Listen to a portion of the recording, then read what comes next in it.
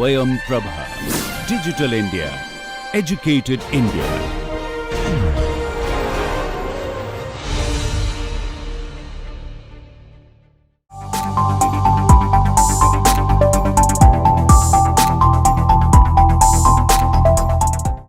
Okay, good morning.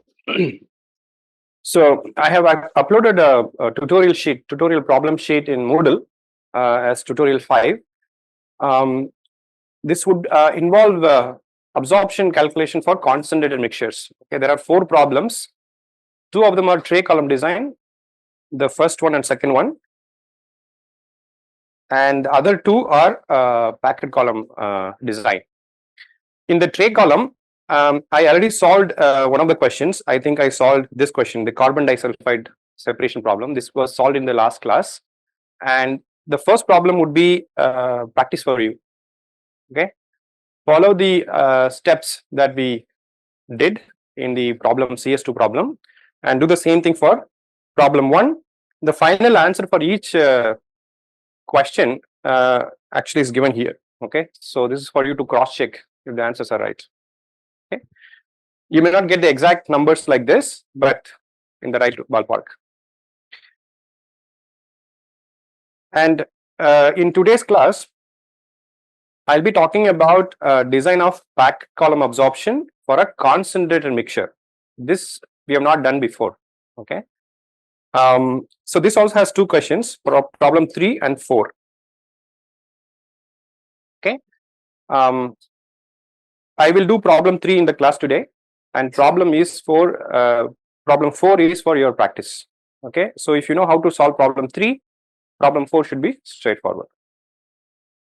And subsequently, there are some additional questions. These are questions taken from GATE question papers.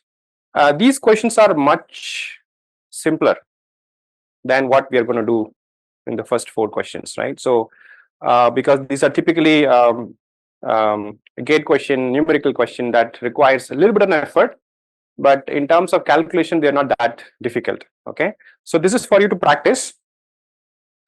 So I think we have got about 7 questions or so here. So I kind of urge you to go through all of them and try to solve this by yourself. Well, actually, there are about 9 questions. Okay, so with that, let's take a look at this problem number 3 and solve it in this class. So if you see problem number 3, it says design a tower packed with 50 mm or 2-inch ceramic Rashik rings for the carbon disulfide scrubber of problem 2. The problem we did in the last class, the same problem we are going to do for packed bed. The problem 2 we did in last class was on a tray column design, finding the number of equilibrium trays, efficiency, number of real trays, so and so. Now the same problem of separation of CS2 from nitrogen is to be done in a packet tower, and the packing material is given here, and other things involve assume isothermal operation and a liquid gas ratio of 1.5 times the minimum. Same thing we used in problem 3 also, and a gas pressure drop not exceeding 0.4 inches of H2O per feet of packing, and then use interfacial area A to be 60 meter square by meter cube. So the questions to be answered is are the determine the tower diameter and using average flow rates. So here it's a concentrated mixture, or if it's a concentrated mixture, you would consider the flow rates at the top and bottom and take an average. And then also fluid properties, compute the mass transfer coefficient FGA and FLA and height transfer units HTG, HTL and HTOG. We have not done these problems before. Okay, so that's the reason why we are doing this now. And then compute NTG and with HTG the packing height, and then compute NTOG and corresponding packing height using analytical and graphical methods. So kind of a all-in-one kind of a question, involves pressure drop calculations as well as the height of the packing analytical methods. Also involving local NTOG, NTG and HTG, also overall NTOG and HTOG. So it's kind of all in one pack. So what I will not do is this part I will not do, because this is something that we have done enough times.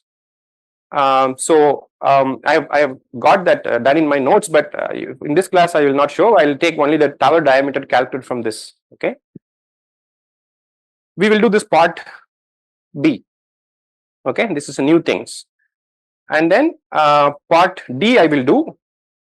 Part C is a little bit quite involved. So if the time permits, I will also talk about part C. So the way we will do is first part B, then part D, and then if time permits, part C. Now there are some data given here, because this involves calculation of mass transfer coefficients, so we have to use some correlations. So it says that for Raschig ring and Burl saddles, the gas phase coefficient is given by some correlations. So what you see here, you see Fg, that is the local gas phase mass transfer coefficient, F type, and then you have got Schmidt number of the gas side. Okay, and it is defined as rho by mu d using all gas properties. And then you have got this G, which is the gas molar flux in the units of kilomole per meter square per second. On the right hand side, you have this parameter ds, which is defined as the diameter of a sphere of the same surface as a single packing material. So this is something we can obtain from tables, because we know about the characteristic of the packing material. It's a 50 mm Raschig ring ceramic. And then G prime, gas mass flux. So the difference between G and G prime is G is in molar flux, G prime is in mass flux. Okay, this is in kilomole per meter square second. G prime is in kilogram per meter square per second. This is viscosity of the gas, mu G, and then you've got epsilon L naught. Okay, so epsilon L naught is defined as the operating void spacing in the packing. So you see, this is a packed column. So the entire volume will be occupied by the voids as well as by the packing. Only those void spaces are available for the gas to flow. Okay, so this epsilon here is the porosity of the bed under dry conditions, where there's no liquid flowing in. But when the liquid is also flowing in, the liquid also will occupy some holdup. So this is the correction for the liquid holdup. Okay, so the effective porosity for the gas to flow, okay, will be the liquid to flow would be the total porosity minus the liquid holdup. So these values are given to you. So epsilon, based on the packing material, we can read it from the tables. Calculation of the liquid holdup is a little bit tricky. This involves another 4 pi equations. So what I did, I calculated that for you, and I've given the number here. Okay, generally this will be little smaller compared to the porosity. So even if you ignore phi here, you're not too far off. Okay, but still for this problem, this is being calculated for you, given. So that means in this equation, you can get Fg the moment you know what is G and G prime. This G and G prime is something we can calculate, because we already have done in problem 2 about the gas flow rates, liquid flow rates, all that we know. Okay, so essentially it's more like a substituting and then making sure that you get the correct number. So this is about getting Fg. If I know Fg, then I can find HTG. Okay, now about the liquid side, again there is another correlation given. Here, instead of FL, the local F type mass transfer coefficient, KL is given. This is a K type mass transfer coefficient. So first we have to get KL from this expression and then relate this to FL. So this also involves certain fluid property as well as the packing material properties. For example, ds, as I said before, it is an effective diameter of a sphere equivalent to the packing material surface area. dl is the diffusion coefficient of the solute in the liquid. So you see, if you hear, we talked about diffusion coefficient of the solute in the gas phase. This is the same solute but diffusing in the liquid, that's dl. And L prime here is the liquid mass flux in the units of kilogram per meter square second, and then you also have this Schmidt number of the liquid side. Okay, so in this case, only thing that we did not know in this problem is this diffusion coefficient, that is also given it for you. So in solving this problem B, we are going to calculate the average liquid flow rates and gas flow rates at the top and the bottom and use them in the calculation of Fg and Fl. If I know Fg, Fl, I can calculate Htg and Htl, and then from there I can also calculate HTOG. So that's the strategy. Okay, so I'm going to solve it now in this page, and I want you to kind of follow this and make sure that you understand. This can be a little bit tricky. There are a lot of details involved. The first thing I will do is I will draw this schematic of the packet column.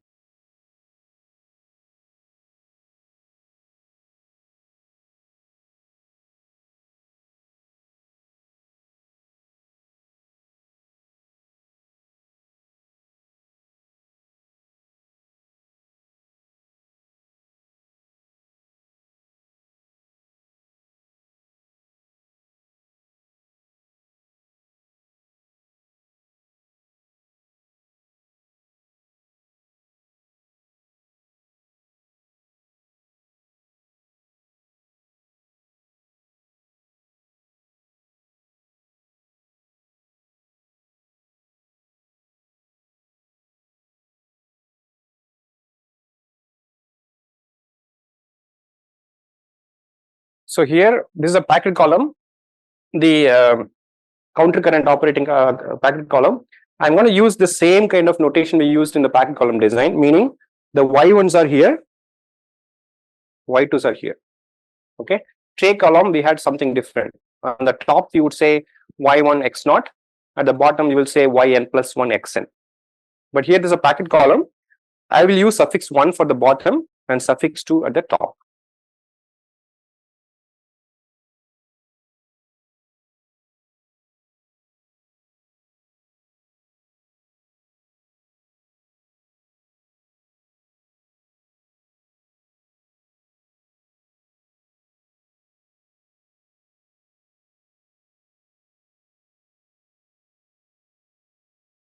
So now I'm going to mark all the values that I already know.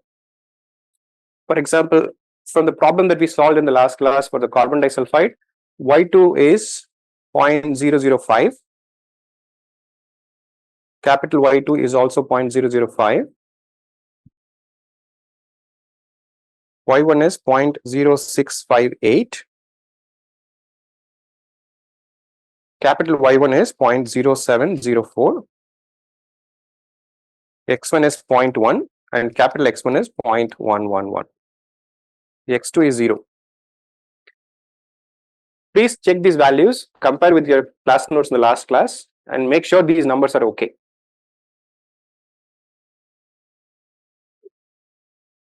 Fine?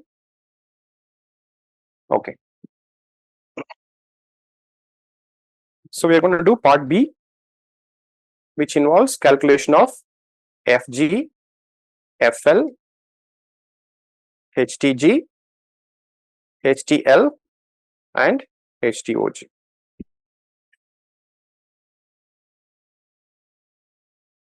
So we need to know all the flow rates.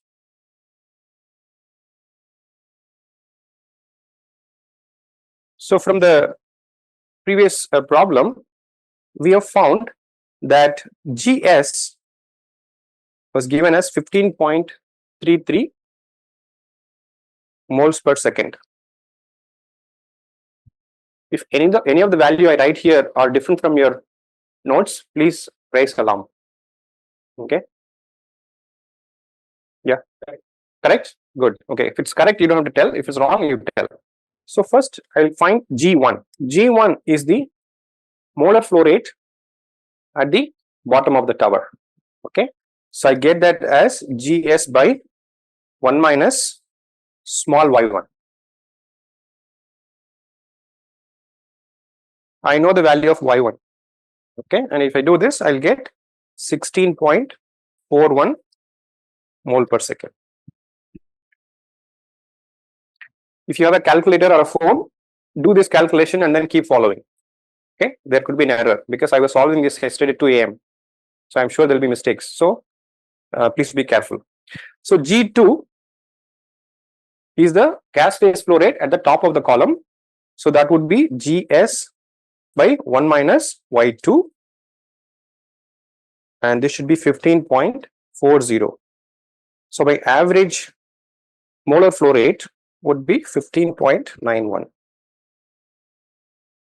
So when I say average, I'm talking about average of these two values. This is in molar flow rates.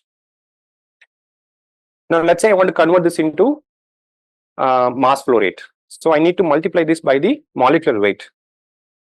And since the composition is changing at the bottom and the top, the average molecular weight of the gas will also change. So I'm going to calculate the molecular weight of the gas at the bottom as well as the top based on the composition. So I say Mg1. Okay. So this will be 0.0658. This is a mole fraction of carbon disulfide. And the carbon disulfide's molecular weight is 76.14. Plus the remaining is nitrogen. And the nitrogen molecular weight is 28. So you should get this as something like 31.16 gram per mole.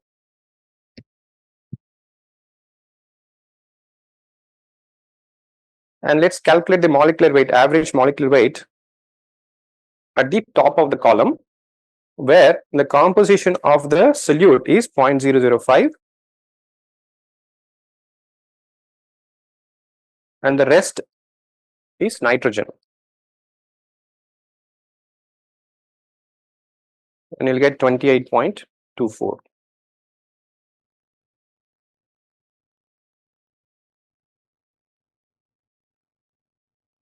So G1 prime is G1 times Mg1.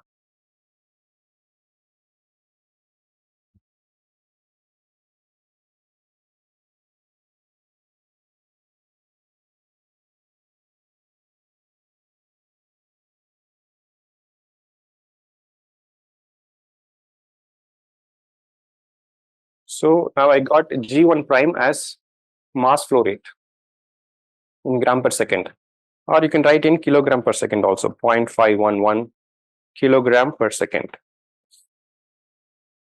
Similarly, G2 prime is G2 times the molecular weight at the top of the column. So this is 15.4 times 28.24, and you'll get 0.435 kilogram per second. Make sure you get these numbers.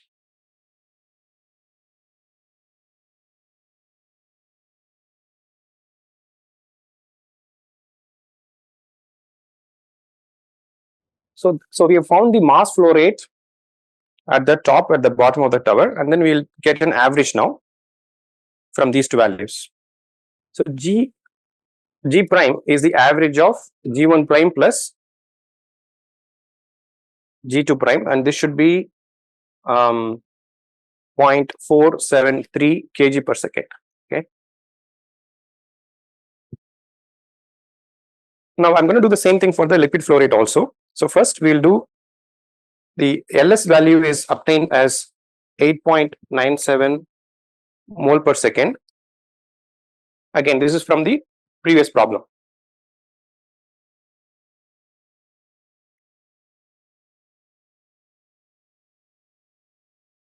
L1 becomes 9.97. L2 is LS by 1 minus X2.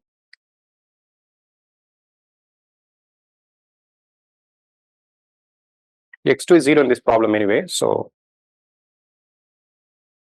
and then from here you can find L1 prime as L1, the molecular weight of the liquid at location 1.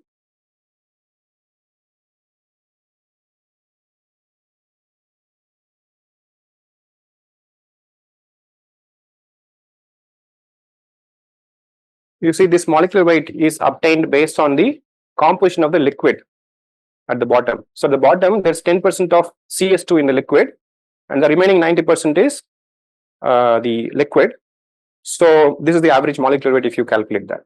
Okay. I'm not showing that explicitly, but you can do this.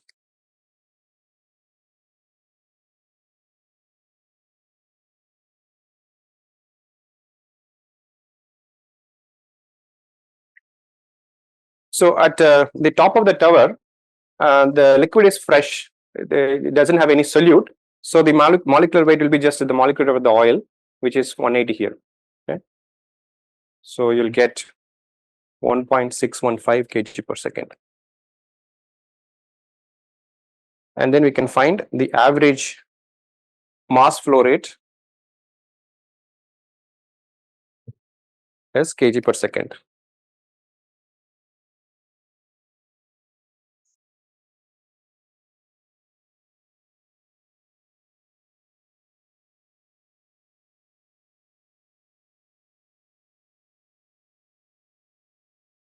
So once you know these mass flow rates, you can convert them into English units. You can use this capacity factor from the chart, and then you can get the area, and from there you can get the diameter. So from here onwards, you know how to do this. So I assume that you know how to do this. So I'll directly give the value of the diameter of the column D comes out to be something like 2.27 feet, or approximately about 0.7 meter. Okay, so this is for you to check.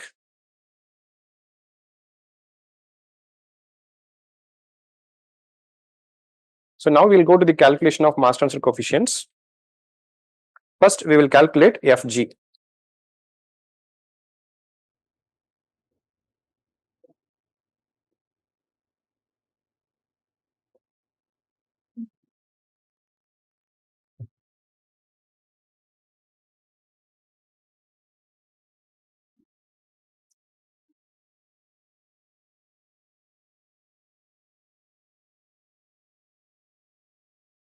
So this is the expression for calculating the local mass transfer coefficient Fg. So we'll proceed first calculating this Skibby number, which is given as rho g by mu g dg. Rho g is something obtained we obtained from the sorry, it's the other way around. So this is mu g by rho g. So viscosity is given in this problem. Rho g is something that we calculated in the previous problem itself. Yeah.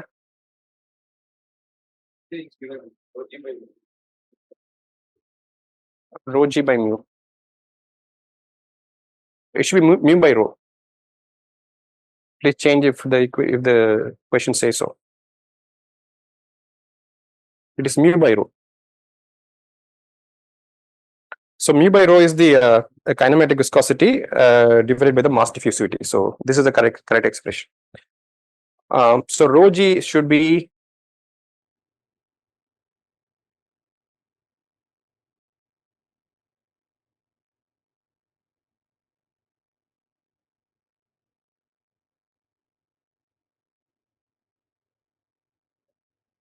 so the gas phase Schmidt number will be about 1.356.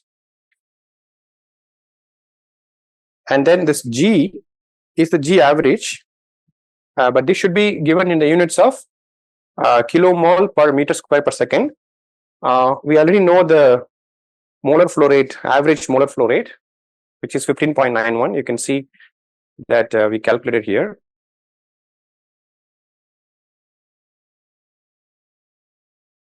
So this is the molar flow rate average, 15.91. And this has to be divided by the area of the tower.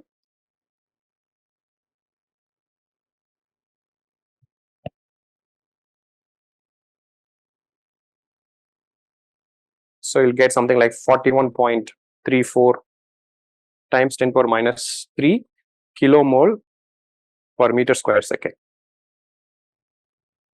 And then the mass flux is the mass flow rate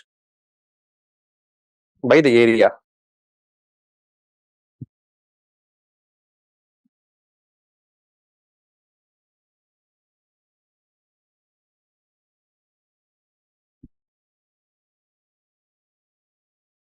And epsilon L naught is epsilon minus 5 LT.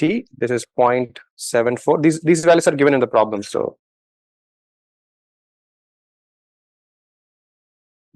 So basically, if you look at this, we know all the quantities that we need. We know the Schmidt number. We know the molar flux. we know the ds parameter. So ds is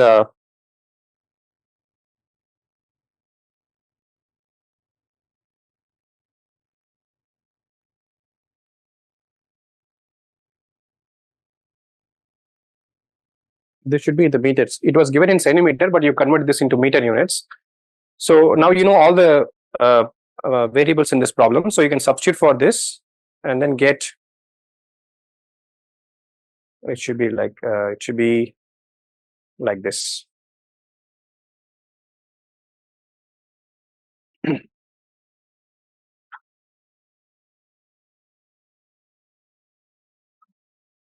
If you substitute all this, you'll get Fg as something like 1.17 into 10 power minus 3 in the units of kilomole per meter square second.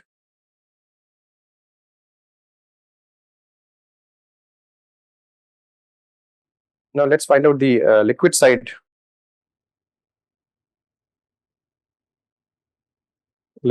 mass transfer coefficient.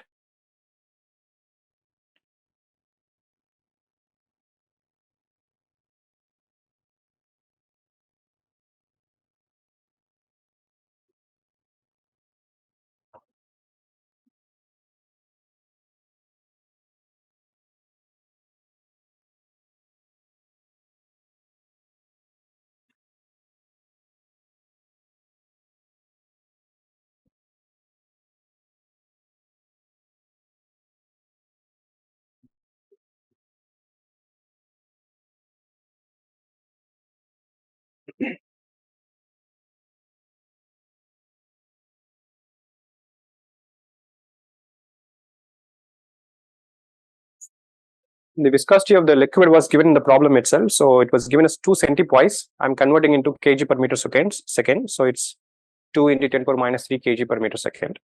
Rho L is 810 kg per meter cube, also mentioned in the problem.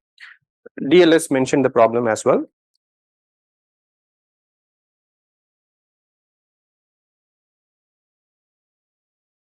So generally skipping number will be very large for the liquid, whereas for the gas it will be of the order of ones. But for the liquids, this would be of the order of thousands. Okay, so that's something you can cross check. And we need this L prime, which is the mass flux. This has to be divided by the area.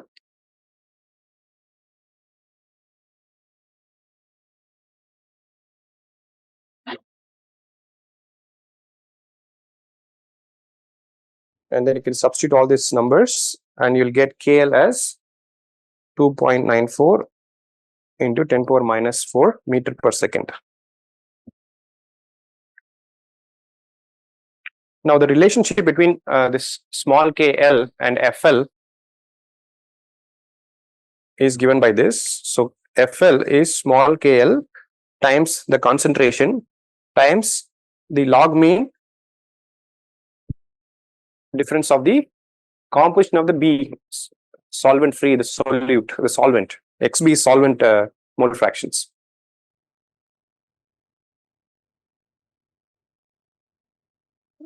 Okay, so C is rho L by ml average. So this is 810. The average liquid molecular weight is 174.8. And you should get something like 4.633 kilomole per meter cube. And XBM is x2 minus x1 over ln of this is actually with respect to component B. So we can write as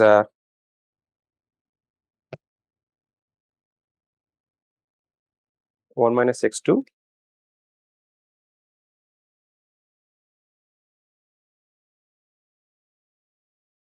so the log mean difference of concentration difference of component B can be written in terms of component A because the composition of solvent B at point 2 is 1 minus x2 and at that point 1 is 1 minus x1. So you know x1, x2 of the solute. So from here you can calculate x1, xb.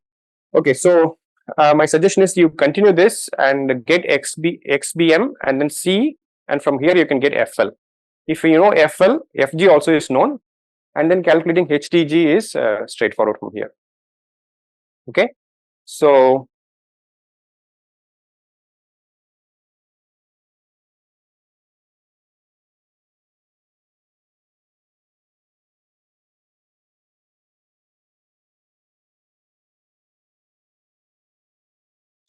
the values that you should get, fg was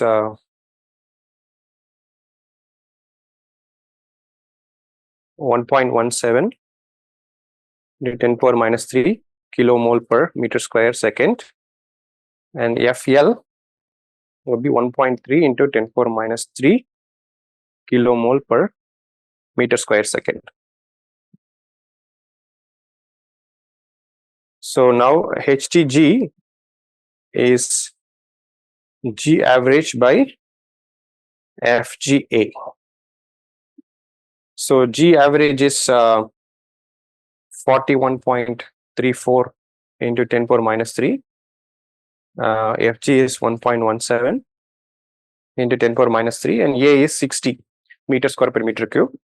So if you substitute all these things, you'll get this is something like 0.59 meter.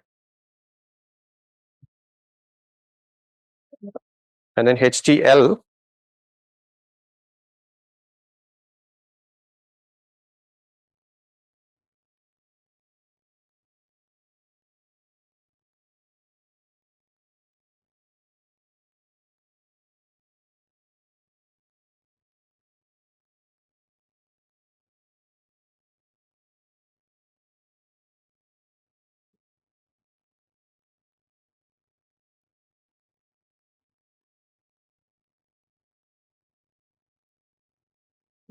so HTOG we will calculate based on HTG plus 1 by A HTL.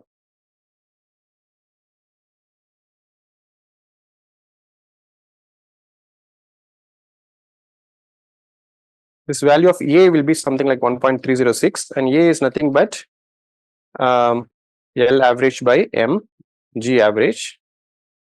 So this is like 24.57 into 10 power minus 3. M is 0.455. That's the slope of the equilibrium line.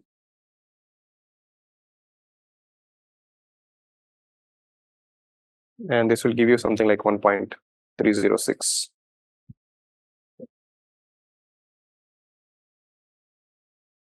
So this is HTOG.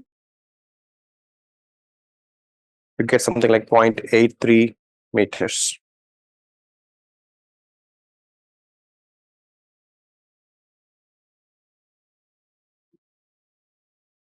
So since the slope is about 0.455, the overall mass transfer is actually controlled by both liquid as well as gas. That's why if you see the height, the HTU for the gas is about 0.59, HTL is about 0.315. So both are kind of comparable and controlling. And the overall, suppose if you include both the effects together and then give one overall HTU, that would be about 0.83. Okay.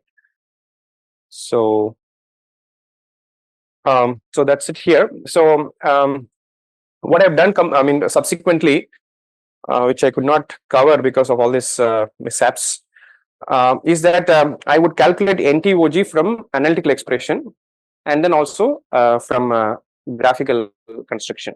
Okay. So maybe in the next class I will follow that up. I will show you how numerically and graphically NTOG is calculated, as well as on the other part C. So we'll stop here.